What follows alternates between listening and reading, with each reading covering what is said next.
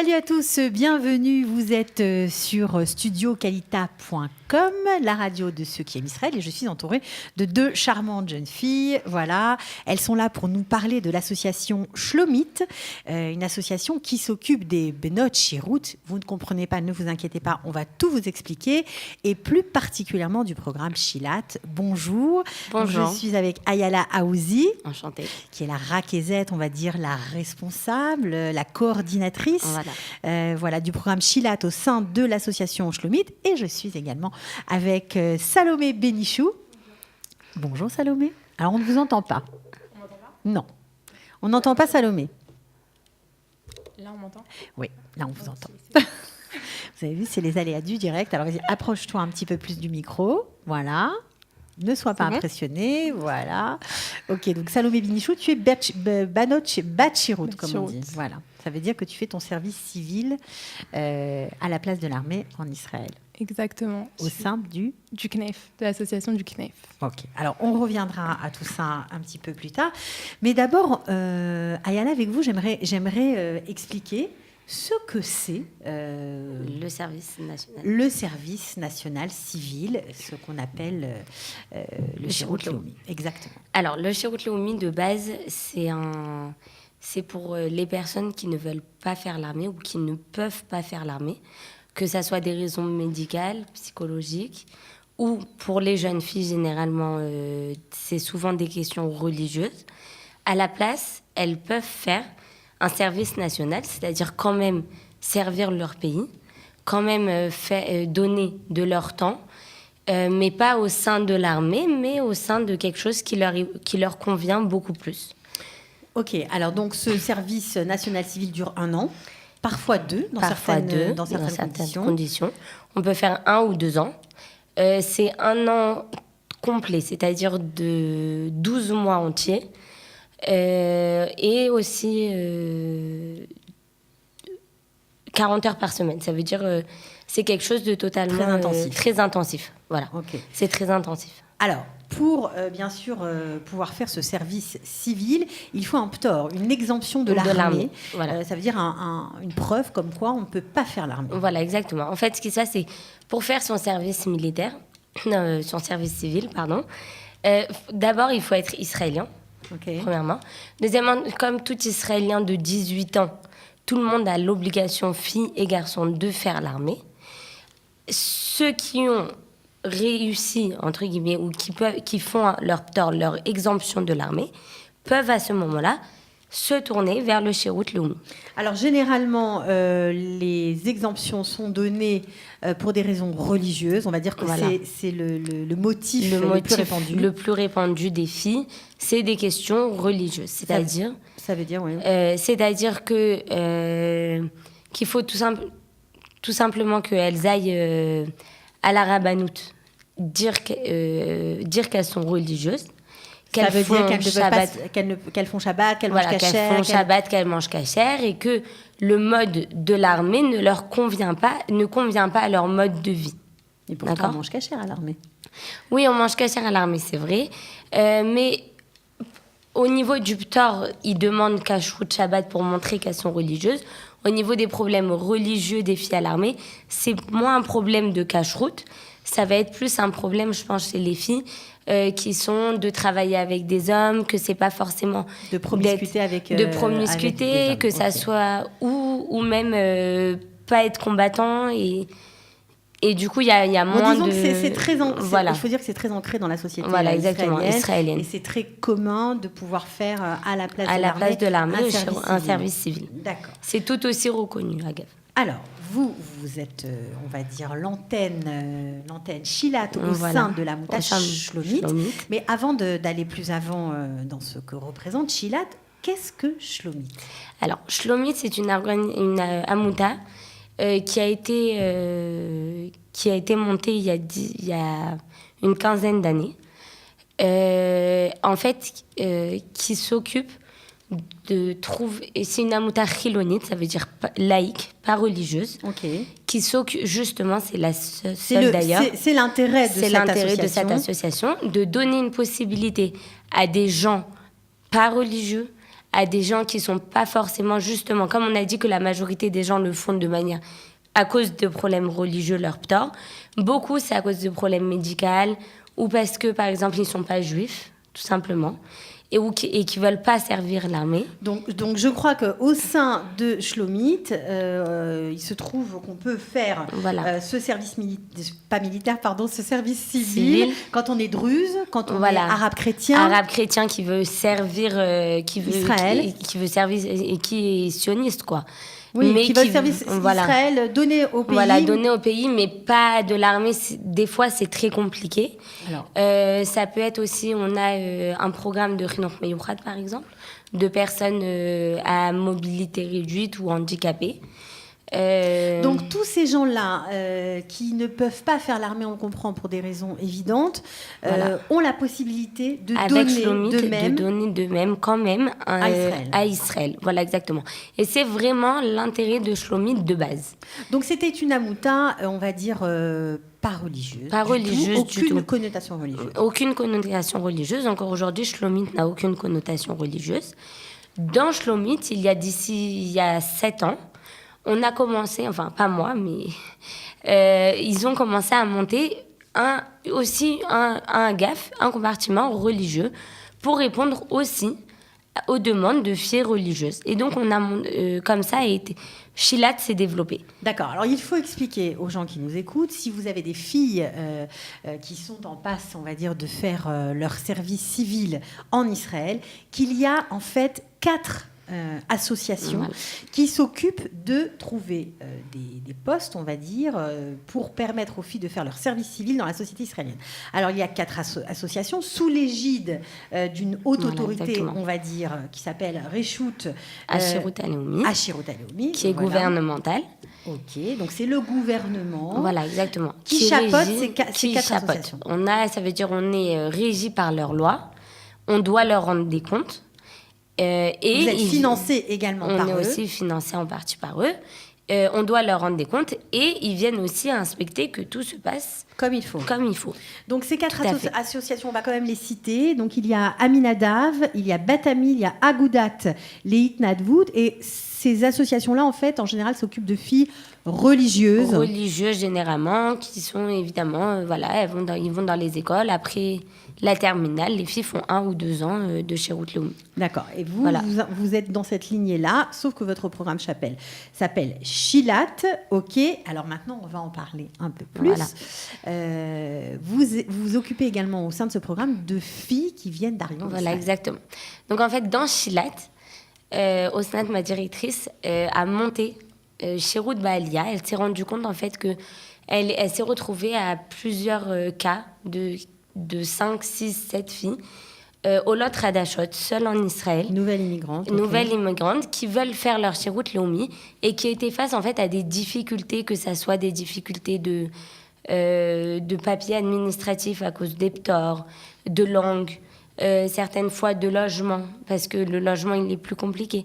Et tout simplement parce qu'elles sont seules en Israël. Généralement, les Bnot Shirut, il faut juste comprendre que même si elles ne font pas dans la même ville où elles habitent, elles reçoivent une dirat Shirut où elles peuvent habiter, mais elles y sont du dimanche au jeudi pour faire leur Shirut.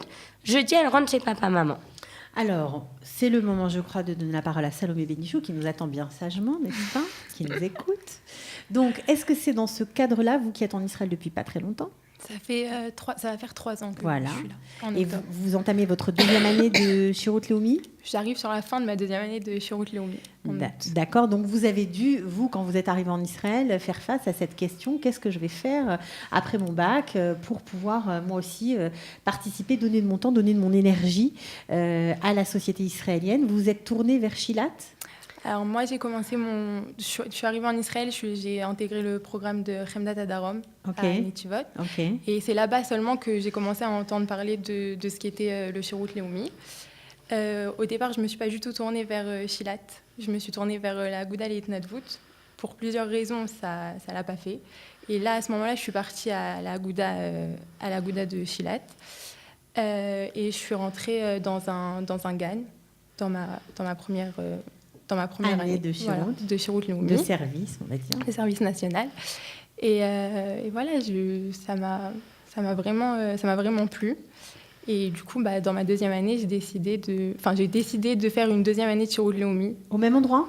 Non, voilà, j'ai quitté le GAN, où j'ai appris l'hébreu, où j'ai vu un peu ce que c'était vraiment la société israélienne, puisque c'était les enfants et qu'il y avait plein de choses à apprendre, exactement, avec les enfants. Et du coup, j'ai décidé de rentrer au CNEF pour faire ma deuxième année de chiro de Leumi. Alors, le CNEF qu'on connaît bien chez Studio Qualita, voilà, qui est une association qui aide aussi les étudiants francophones à faire, à commencer leurs études, en tout cas à ne pas se tromper dans le choix de leurs études. Voilà. Donc au CNEF... Vous êtes au CNEF aujourd'hui en tant que batchirout. Donc aujourd'hui au CNEF, je suis en tant que batchirout. Et mon tafkid, mon rôle qu'on m'a donné au CNEF, c'est d'aider les bnot chirout. Donc d'aider les filles qui veulent faire... Les futures filles qui veulent faire un chirout Leumi, qui ont des questions, qui ne savent pas exactement où aller, comment ça se passe, toutes les procédures à suivre. C'est nous, le CNEF, qui aidons à faire le ptor aux filles, donc la dispense de l'armée. Donc c'est nous qui allons à la rabbanout avec elles, qui les aiguillons. Et voilà, donc c'est mon tafkid au CNEF aujourd'hui, entre autres. Alors, tafkid, ça veut dire mon rôle. Mon rôle, voilà. Alors, ça, c'est très intéressant. Mais maintenant que nous avons parlé en gros de comment ça se passe, j'aimerais qu'on rentre un petit peu dans le vif du sujet. Donc, on a parlé de toutes ces associations. Alors, qu'est-ce que Shilat fait ? C'est-à-dire quel est vraiment concrètement au quotidien ? Qu'est-ce que vous trouvez ? Qu'est-ce que vous proposez aux filles qui viennent vous voir ? Et qu'est-ce que ça comporte ? Alors, on propose 4 grands domaines. Ok. Ça peut être le domaine médical. Ça veut dire vous proposez d'être... Je vais vous dire comment ça se passe.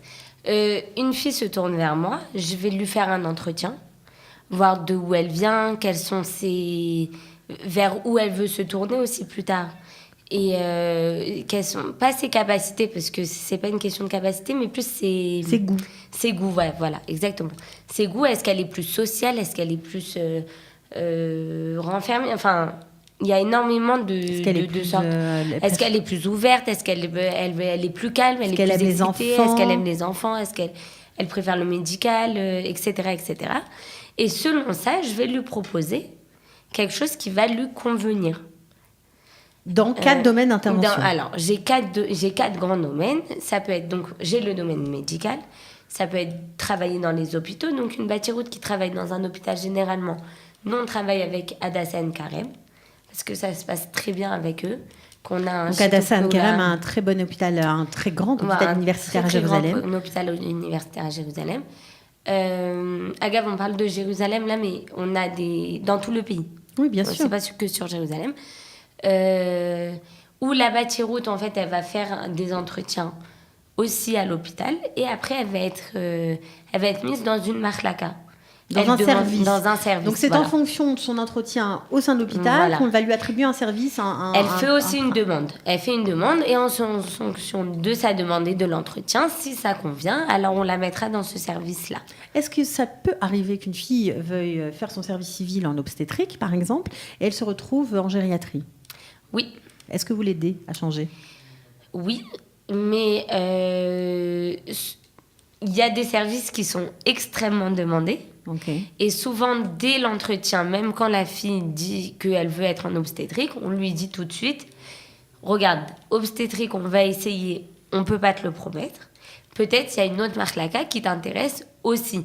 On va essayer de trouver quelque chose qui l'intéresse également, mais qui ne va pas être la gériatrie qui ne l'intéresse pas du tout. Ok, alors on a dit que vous proposez des postes dans le domaine médical, ça veut dire aussi en copatrolim. En copatrolim, elles aident à Mada.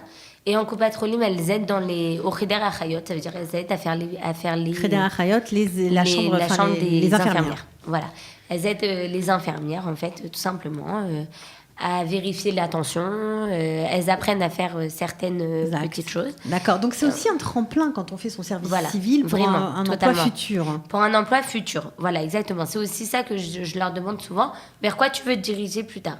Parce que, et en tant que Française, entre guillemets, souvent ça leur donne aussi le vocabulaire dont elles vont avoir besoin pour leurs études. Ça va leur donner des contacts. Ça va aussi leur permettre de voir qu'est-ce que le travail en soi sur place.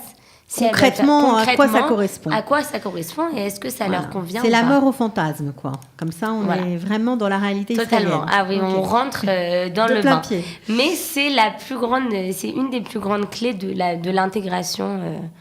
On dit toujours que l'armée, c'est la plus grande clé de l'intégration. Oui, alors celles qui ne font pas l'armée, c'est le Shirut Leumi. Donc il ne faut pas le rater. Non, c'est vraiment une étape, un slave extrêmement important. Et pour la langue et pour la compréhension du système israélien. Que ce soit le système médical, le système éducatif et la culture israélienne. On rencontre les gens, la population... au jour le jour, quoi. D'accord, ça nous éclaire sur où on est arrivé, quoi. Exactement. Ok. Alors, vous proposez aussi, on va passer rapidement des postes dans le domaine de l'éducation, ça veut dire dans les écoles, dans les écoles, dans les GAN, dans les crèches, dans l'éducation spécialisée, c'est-à-dire les handicapés, etc. L'éducation, moi, je dirais que c'est au niveau de l'apprentissage de l'hébreu et de la compréhension du système. Je ne sais pas si...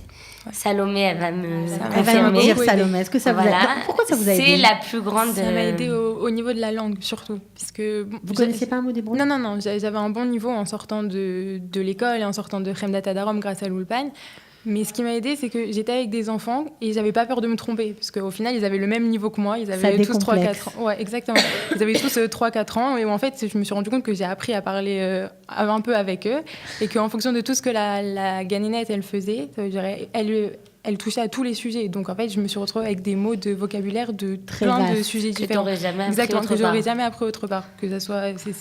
C'est passé de choses de la cuisine à des choses du jardin, des travaux, à tout. Donc, ça m'a enrichi. Et au niveau de la culture, toute la culture israélienne, je ne l'avais pas parce que je venais d'une école en France.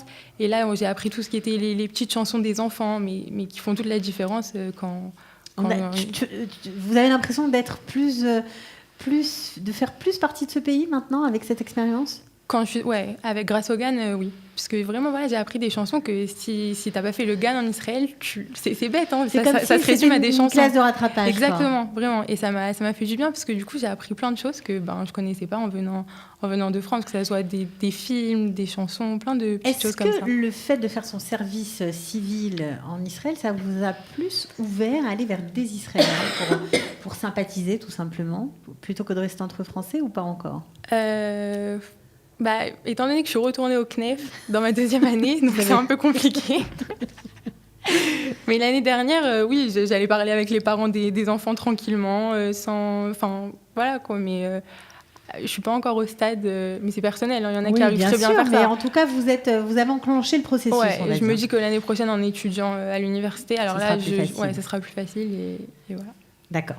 Alors, juste pour revenir à vous, Ayala, avec votre programme Shilat au sein de l'association Shlomit. Donc, on a parlé du domaine médical, où vous trouvez des postes, des écoles.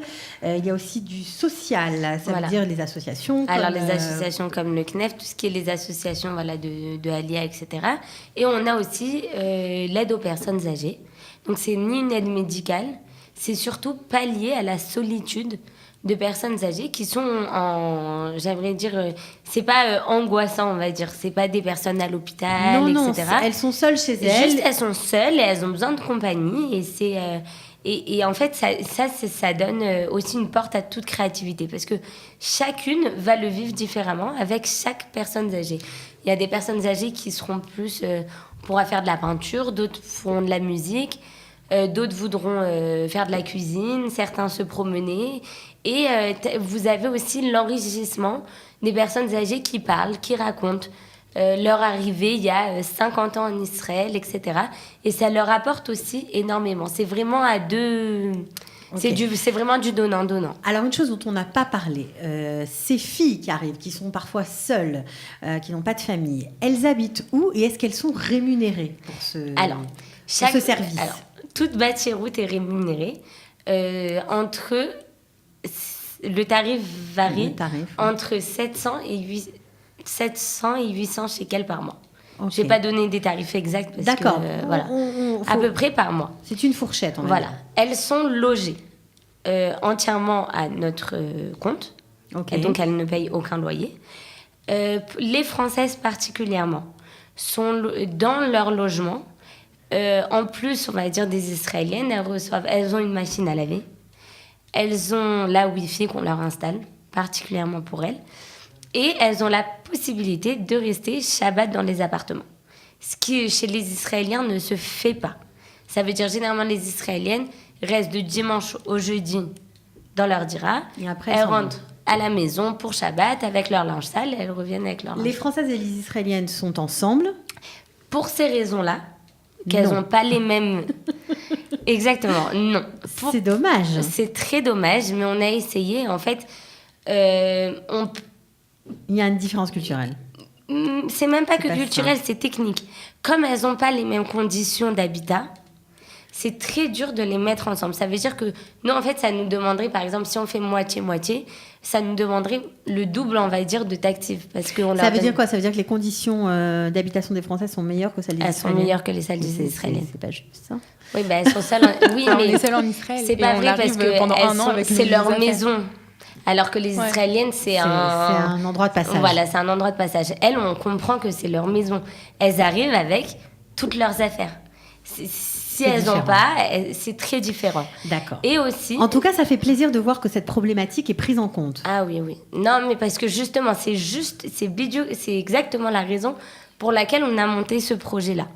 Parce qu'elle s'est rendue au SNAD, donc, s'est rendue compte que... Au SNAD, qui est votre responsable au sein de... de Chilat, voilà. S'est rendu compte qu'il y avait cette problématique de filles seules en Israël, qui n'ont pas de parents, et qui ont besoin d'un encadrement plus, on va dire, plus sécurisant. Non, voilà, plus sécurisant, et de leur donner, elles ont besoin d'autres conditions. C'est pas les mêmes conditions. D'accord. Voilà. Alors, écoutez, on a fait un tour. Je crois qu'on pourra en parler encore longtemps. On peut parler encore beaucoup de très choses longtemps. à dire. Je crois qu'on a à peu près brossé le tableau. Maintenant, la seule chose dont on n'a pas parlé, c'est comment ces filles qui arrivent en Israël et qui sont en train, avant de commencer leurs études à l'université, soit elles sont arrivées l'année dernière, elles sont en terminale. Voilà. Comment ça se passe pour justement pour les trouver, pour leur donner l'information? Alors, tout simplement, nous, on est passé dans tout... On travaille en collaboration. Merci. On travaille en collaboration. Je suis là pour ça. On travaille en collaboration, donc déjà avec tous les programmes Massa, etc. Où beaucoup de filles, après un an de Massa, font un anti-route Léomi. Et on travaille avec l'agence juive. J'étais au salon de la LIA en février pour présenter le Shirout Leumi. Et voilà aussi une des manières de nous faire connaître. Voilà, en passant sur la radio Salomé Studio du CNEF. Et Salomé c'est fait une le grande RP, manière. voilà. Elle fait la pub pour Chilat, formidable. Pour Chilat. Donc si les gens qui nous écoutent, qui ne sont pas en Israël, qui préparent leur alia, peut-être les parents, qui ont des grandes filles, qui ont des questions... Se tourner tout simplement vers moi, je vous donnerai le téléphone. Il y a un numéro de téléphone, oui. Vous pouvez y aller. 050 65 83. Je me suis trompée. C'est pas grave, on recommence. C'est pas grave. Alors, pas de numéro de téléphone. Une adresse mail, peut-être. ayalah@shlomit.org.il. On répète. Ayala, AYALAH, @shlomit, SHLOMIT.org.il. Ok, très bien. Donc, vous pouvez soit vous connecter sur la radio, le studio Kalita, bien sûr, la nouvelle radio qui essaye de donner de l'information à ceux qui nous écoutent, à ceux qui préparent leur alia, à ceux qui sont là, qui sont peut-être un peu perdus. Donc là, c'est studiokalita.com. Et puis, l'adresse que Ayala vient de nous donner, vous pouvez la contacter directement. Pour parler de ces questions importantes, de l'avenir de vos enfants, de vos jeunes filles, on va dire. Voilà. Alors, Salomé, je crois qu'on se reverra dans une émission où on parlera du CNEF plus avant. Il n'y a pas de problème, je serai là. Un petit conseil peut-être pour celles qui veulent peut-être vous suivre, faire suivre votre exemple. Allez-y, venez vraiment, vous le regretterez pas, surtout à Chilat. Et je parle en connaissance de cause. Ouais. Elles sont là quand on a des petits soucis, des problèmes, on peut les appeler. Jour et nuit, 24 heures sur 24. Voilà, encore hier soir à 11h, j'ai appelé Ayala parce que j'étais bloquée devant ma porte. Parce que la serrure, elle marchait pas. Elle m'a aidée. Sérieusement, qu'est-ce que vous avez fait? Vous lui avez envoyé un serrurier? Au début, j'étais très embêtée. J'ai commencé à chercher un serrurier. Et après, la porte, elle s'est remise à marcher. Je lui ai demandé d'aller déjà voir un voisin qui pouvait l'aider. Ça a marché. Ça a marché. Ça a marché. Mais sinon, je lui aurais envoyé un serrurier. Sinon, il y aurait eu le serrurier. Ouais. Oui. Formidable. Bon. Eh bien, merci beaucoup à toutes les deux. Merci à vous. À très bientôt. Merci.